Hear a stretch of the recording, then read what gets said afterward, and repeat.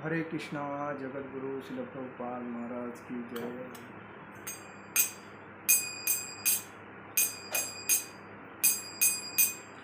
जय राधा माधव कुंज विहारी।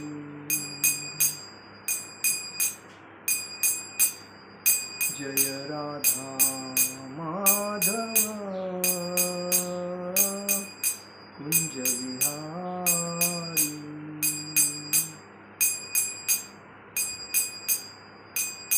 गोपीजन वल्लभ गिरिवरधारी।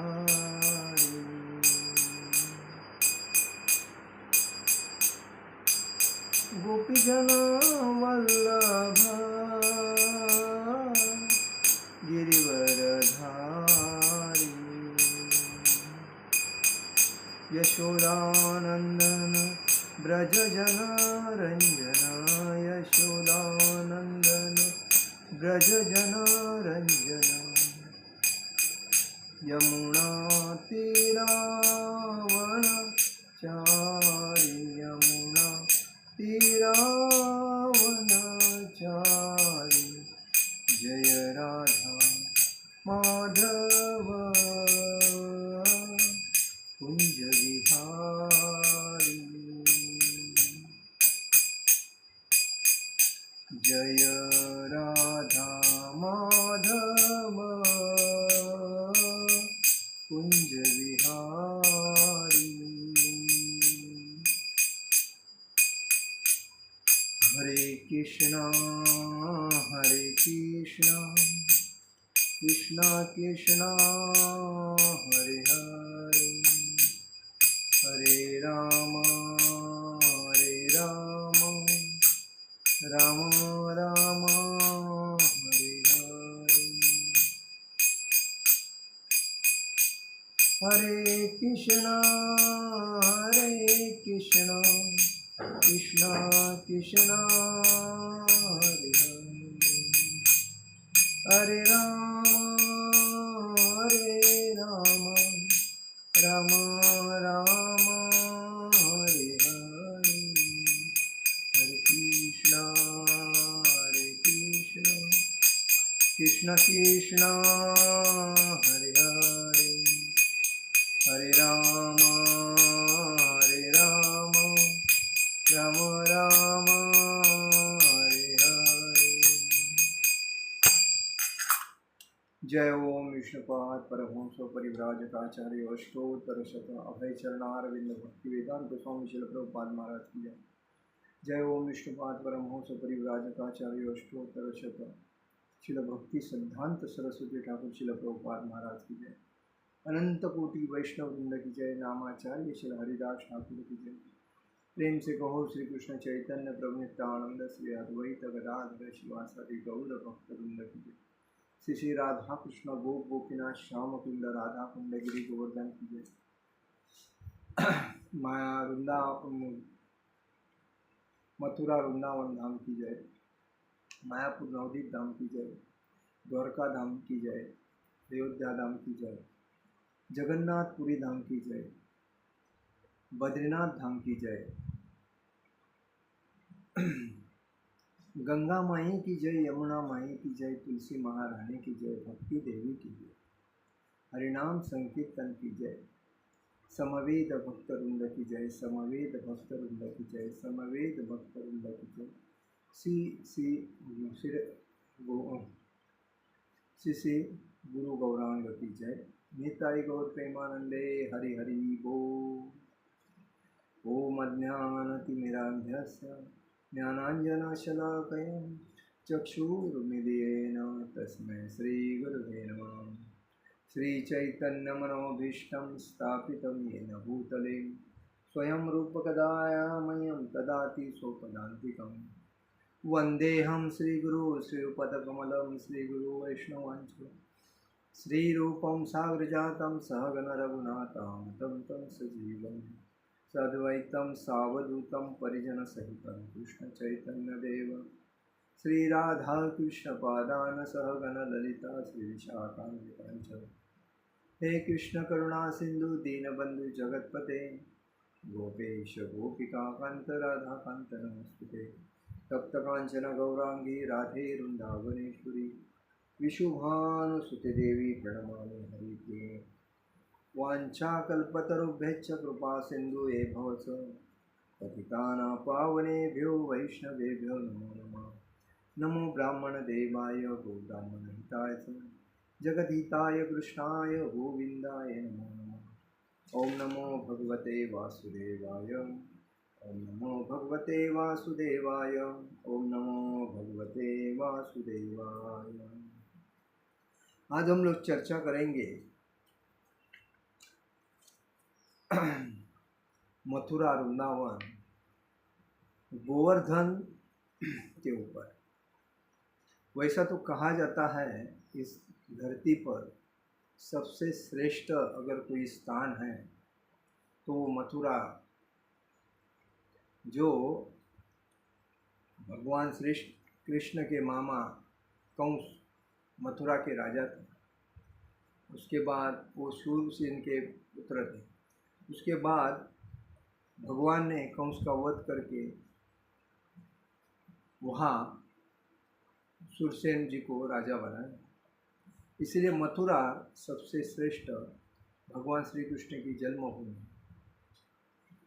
मथुरा से बढ़कर वृंदावन है। जो वृंदावन क्यों है? क्योंकि वृंदावन भगवान श्री कृष्ण, बलराम जी, दाऊ जी और राधा रानी 9 लाख गाय को लेके पूरे वृंदावन में चराते थे। और वृंदावन में जो रमन है रहती, वो उसमें खेल अपने सवंगड़ियों के साथ, मतलब ग्वाला के साथ, गोपियों के साथ खेल खेलते थे, लीलाएँ करते थे। तो मथुरा से श्रेष्ठ वृंदावन है और वृंदावन से श्रेष्ठ गोवर्धन है। गोवर्धन श्रेष्ठ क्यों है उसके ऊपर हम चर्चा करेंगे। और गोवर्धन से श्रेष्ठ राधा कुंड श्याम कुंड है, क्योंकि राधा कुंड श्याम कुंड ये दुनिया का सबसे एक आध्यात्मिक, मतलब गोलोक वृंदावन है, जहाँ प्रत्यक्ष रूप से राधा और कृष्ण स्थायी है और वहाँ से ही हर जगह पे लीला करते हैं। भगवान हमेशा अपने गाय को लेके आनंद गांव से वो बरसाना जाते हैं, बरसाना से राधा कुंड श्याम कुंड करके आते हैं। मतलब ये हमेशा उनका चलता रहता है। तो कहने का मतलब है, वैसा तो भगवान जब द्वापर युग में धरती के ऊपर जब धरती को तकलीफ होने लगी, तभी भगवान जब आने लगे कृष्ण के अवतार रूप लेके, विष्णु भगवान, तभी उन्होंने राधा रानी से कहा था कि हम धरती पर जाएंगे और वहाँ लीलाएँ करेंगे। तो राधा रानी ने कहा कि मैं तब तक नहीं आऊँगी जब तक वृंदावन नहीं है, जब तक गोवर्धन नहीं है, जब तक यमुना मेरे साथ उधर नहीं है, तो मैं उस वृंदावन में नहीं आऊँगी। तो भगवान ने वही गोलोक वृंदावन धरती पे स्थायी किया, जहाँ यमुना जी है, गोवर्धन है और तीनों चीज़ है, वृंदावन भी। तो परंतु उसी समय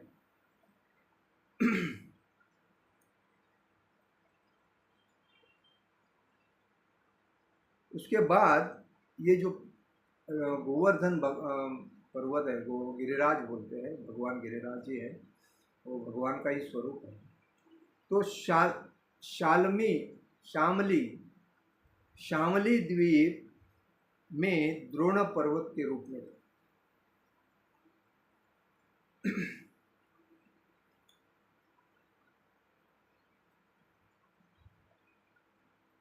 वो भारत के पश्चिम में शाल्मी पर्वत में द्रोण पर्वत के रूप में ये गिरिराज थे।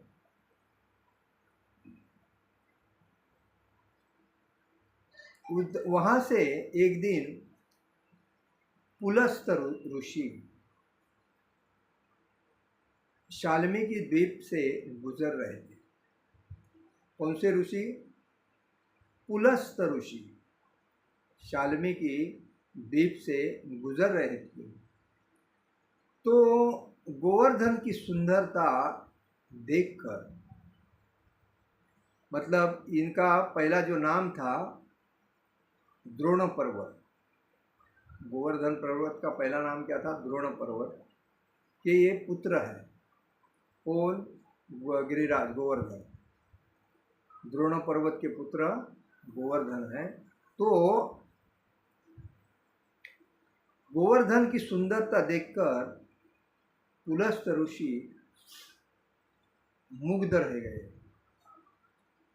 उन्होंने उस पर्वत को अपने साथ शिवनगरी काशी ले जाने का निश्चय किया। काशी भगवान शिव जी का तीर्थ क्षेत्र है, गंगा के नदी, गंगा वहाँ से बहती है और वहाँ बहुत मंदिर ही है सब, लेकिन वृंदावन इतने मंदिर तो नहीं हैं। लेकिन काशी में लेके जाने का उन्होंने सोचा, तो उन्होंने शिव नगरी काशी ले जाने के लिए उस गोवर्धन को, पर्वत को कहा,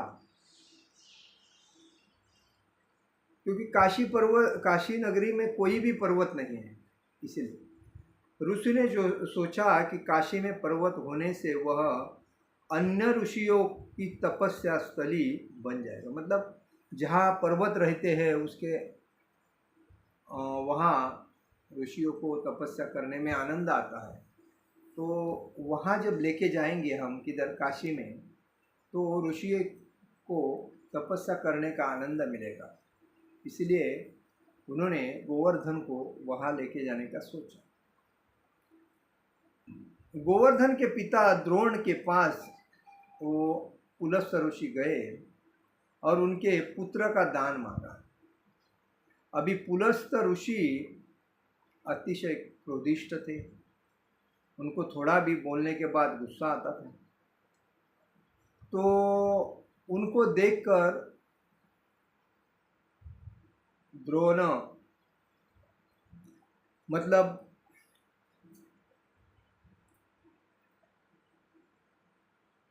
द्रोण पर्वत जी और गोवर्धन जी चुप रह गए।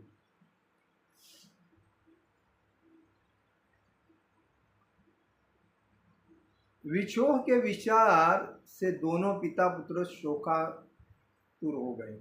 मतलब अभी इनको ना बोलेगा तो गुस्सा आएगा, तो अभी क्या किया जाए। इन्होंने मांग की है गोवर्धन को मुझसे, मैं लेके जाऊंगा काशी में और उधर स्थायी करूंगा, क्योंकि उधर कोई पर्वत नहीं है। तो शोकातुर हो गए। परंतु द्रोण पर्वत पुलस्त ऋषि को मना नहीं कर सके। द्रोण पर्वत, उन्होंने पुलस्त ऋषि को मना नहीं किया। उन्हें ऋषि के शाप का भय था, क्योंकि ये ऋषि तुरंत शाप देते थे। पुलस्त ऋषि गुस्सा आने के बाद तुरंत शाप देते थे, तो उसका डर था। जाने से पहले गोवर्धन ने एक शर्त रखा। जब उन्होंने कहा कि मेरे साथ गोवर्धन को चलना पड़ेगा काशी, तो गोवर्धन पर्वत ने उनके साथ एक शर्त रखी। क्या शर्त रखी?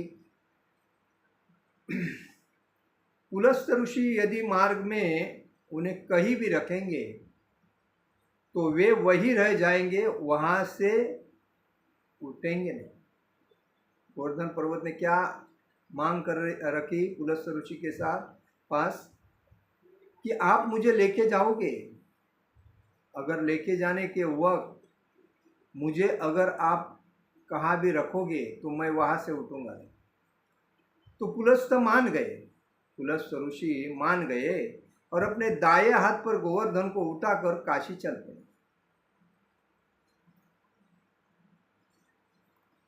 दाएं हाथ में पुलस्त ऋषि ने गोवर्धन को रखा और काशी जाने के लिए निकल गए। आकाश मार्ग से जा रहे थे, जब वे ब्रज पहुंचे, मतलब ब्रज, मथुरा, वृंदावन, वह ब्रजधाम पहुंचे, मतलब जिधर ब्रजवासी रहते हैं वो ब्रजधाम। तो जहां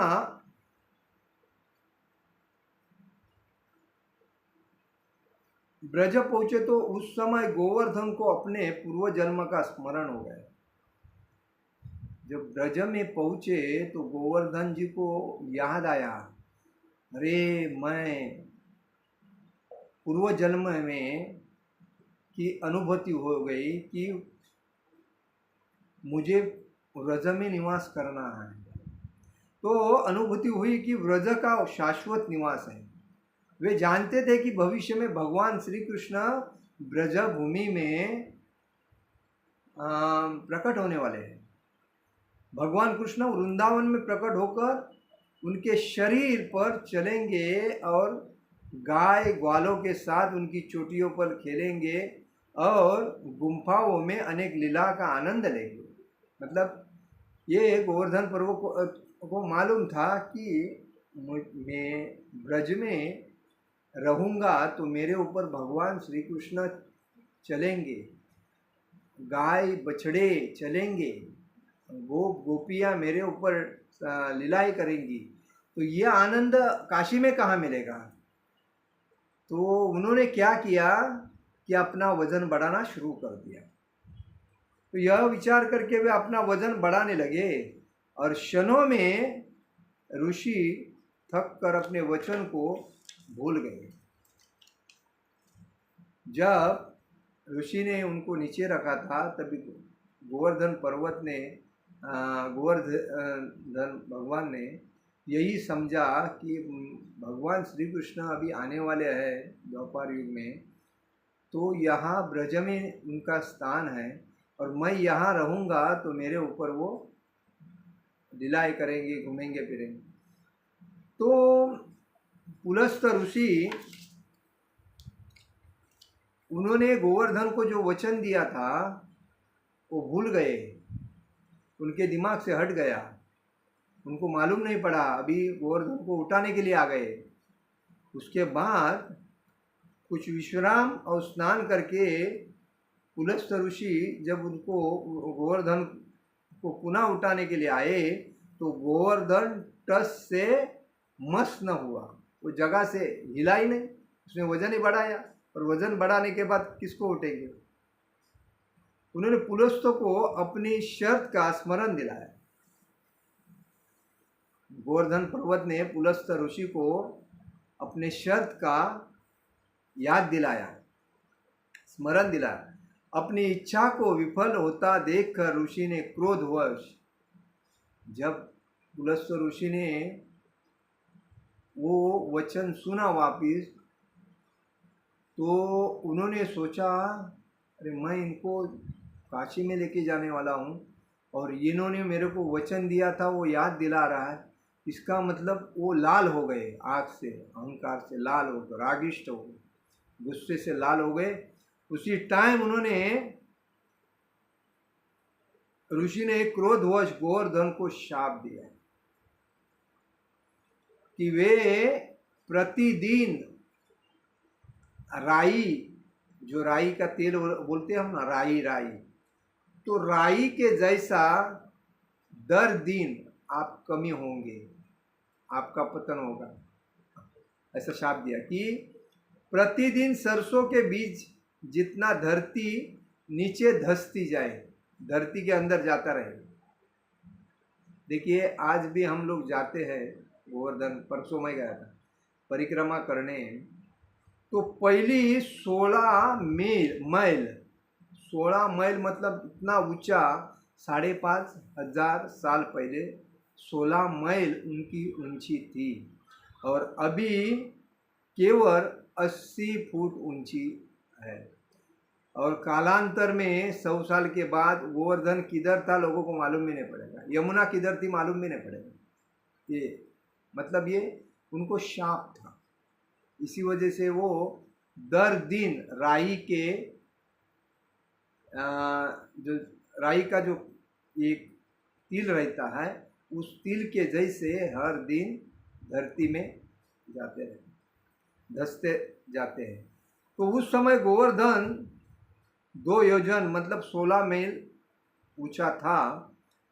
आज उसकी ऊंचाई केवल 80 फुट ऊंची है, 80 फुट, 80 फुट। तो ये बात है। तो ये जो है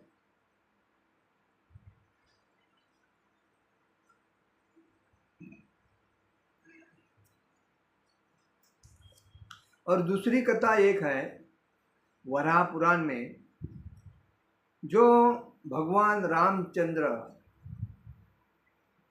जब सीता माई को श्रीलंका ढूंढने जा रहे थे तभी हनुमान जी उनके सेवक थे और हनुमान जी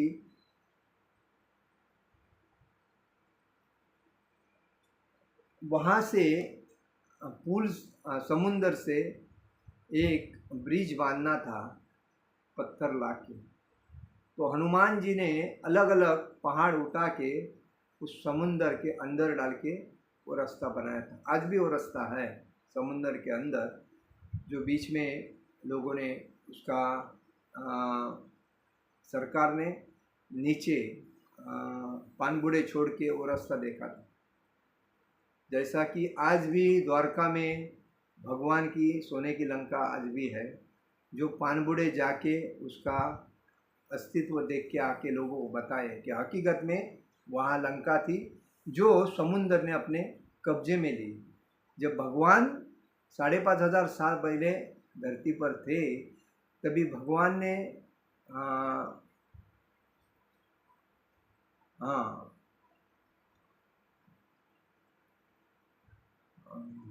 क्या बोलते हैं, बेड बोलते हैं उसको,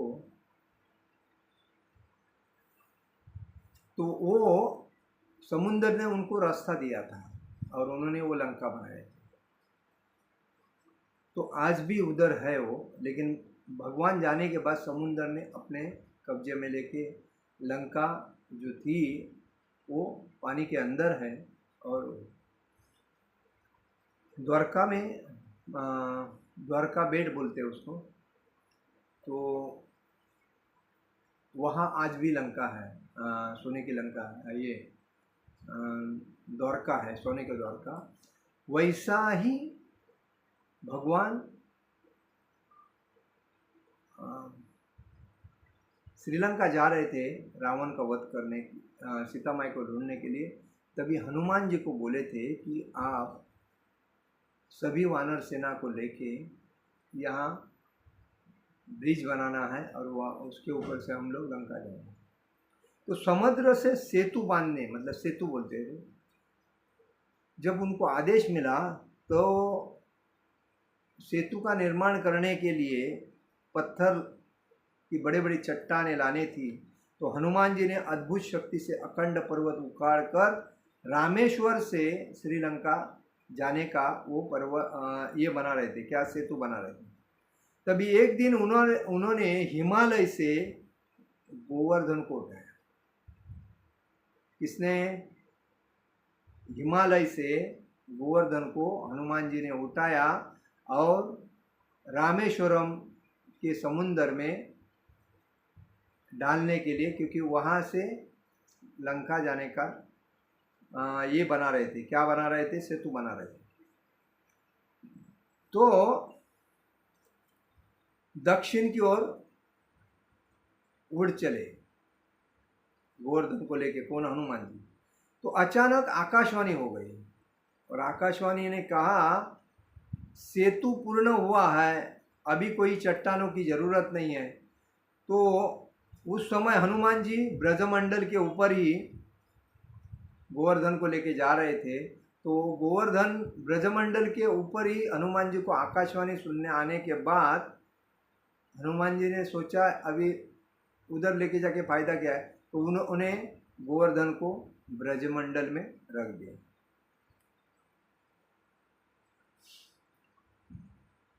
गोवर्धन निराश हो गए तभी, और उन्होंने भगवान राम के चरणों का स्पर्श जो उनको करना था, तो इस अवसर से वंचित होने के वजह से हनुमान जी को शाप देने वाले थे। परंतु हनुमान जी ने उन्हें कहा,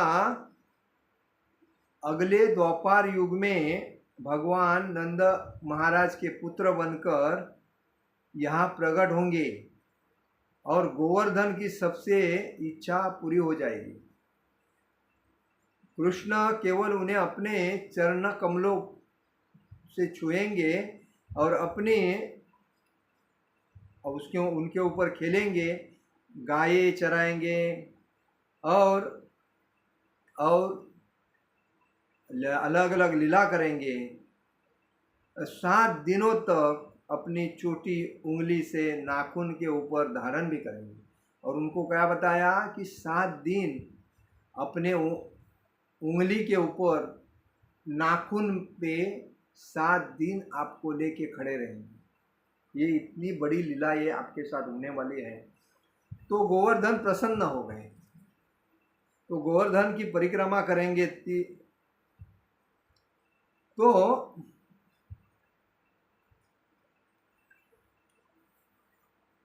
गोवर्धन प्रसन्न हो गए। तो आज भी हम गोवर्धन परिक्रमा करते हैं, तो परिक्रमा 7 कोस 23 किलोमीटर की है। तो यही 2 कहानी गोवर्धन की है। तो उसके ऊपर सभी, मतलब उसके ऊपर किसी को चढ़ने का अलाउड नहीं है, लेकिन परिक्रमा करने से, गिरिराज गोवर्धन की परिक्रमा करने से भगवान प्रसन्न हो जाते हैं। और प्रत्यक्ष रूप से आज भी गोवर्धन के ऊपर 2 नीलगाय है, एक छोटी नीलगाय, 3 नीलगाय है। और वो कभी कभी लोगों को दिखते हैं, लेकिन वो 7 कोस की परिक्रमा करने में सनातन गोस्वामी हमेशा वृंदावन से 7 कोस चलना, 7 कोस की परिक्रमा करना और 7 कोस वापिस रिटर्न आना, ये हमेशा सनातन गोस्वामी करते। तो एक दिन गिरिराज भगवान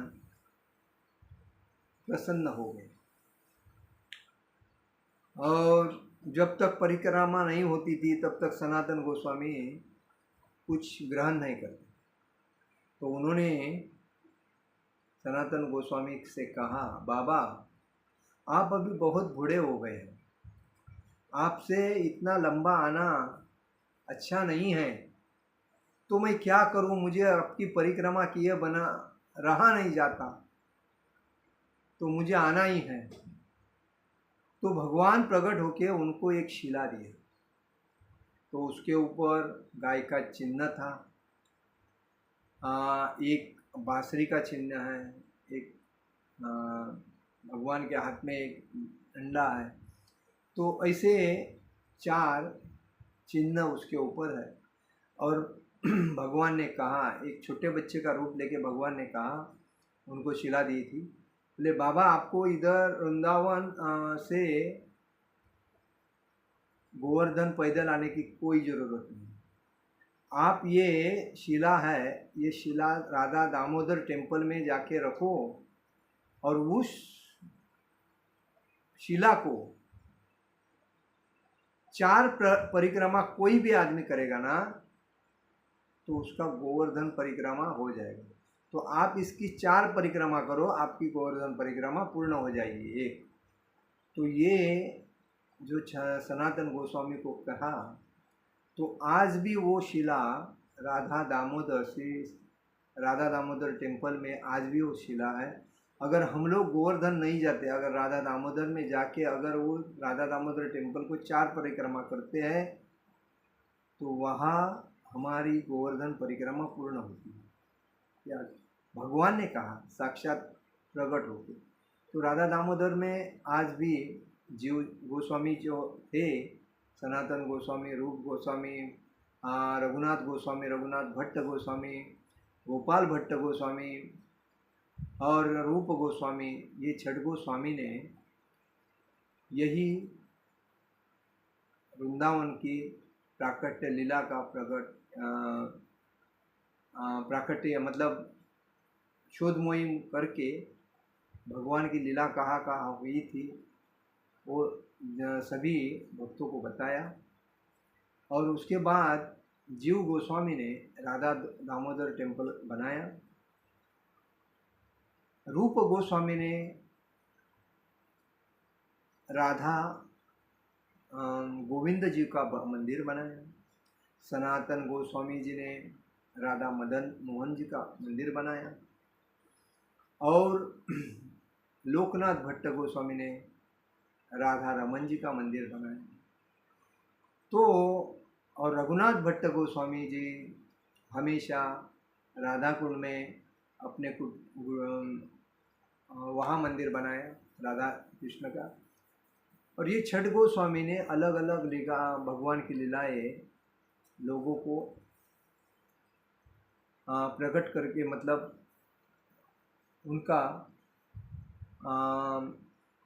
प्राकट्य करके बताया कि यहाँ लीला भगवान ने ऐसी। तो यही है गोवर्धन भगवान की हकीकत कहानी, जो उनको पुलिस ऋषियों ने जो उनको शाप दिया, उस शाप से आज भी गोवर्धन गिरिराज गोवर्धन पर्वत मतलब भगवान एक राई के तीर से जमीन में धंसते जाते हैं। तो इसलिए हमें हमेशा याद रखना चाहिए गोवर्धन की परिक्रमा। एक व्यक्ति जो थे वहाँ के भक्त दिन में 3 बार गोवर्धन की परिक्रमा करते थे। कम से कम 20 या 23 साल तक उन्होंने वो परिक्रमा की। अभी पिछले 3 महीने या 6 महीने पहले उन्होंने शरीर छोड़ा। तो कहने का मतलब है हर व्यक्ति को गोवर्धन परिक्रमा करके अपने जीवन में आनंद प्राप्त करके लेना चाहिए। हरे कृष्णा कृष्ण कृष्ण हरे हरे, हरे राम राम राम हरे हरे। जगत गुरु शिल प्रभुपाद महाराज की जय। परम पूज्य लोकनाथ स्वामी महाराज की जय। निताय गौर प्रेमानंदे हरि हरि बोल।